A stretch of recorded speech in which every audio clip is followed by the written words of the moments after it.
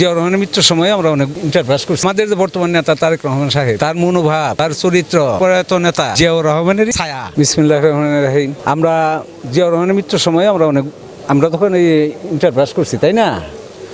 যাই হোক, ওনার সম্বন্ধে বার্তা এই আমাদের যে বর্তমান নেতা তারেক রহমান সাহেব, আমরা চাই তার মনোভাব, তার চরিত্র, আমার নেতা, আমাদের প্রয়াত নেতা, তার মতো তার চরিত্র গঠন করুক।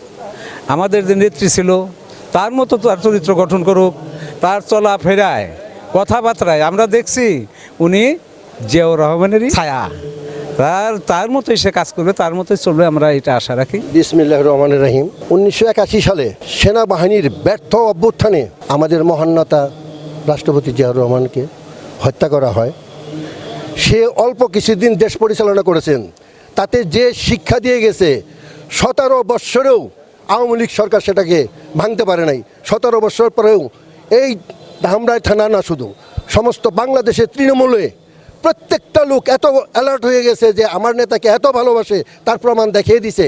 আমাদের এই ধামরাইতেই দেখেন 147টা কেন্দ্রের মধ্যে একটা কেন্দ্রেও আমাদের নেতা ফেল করেন নাই।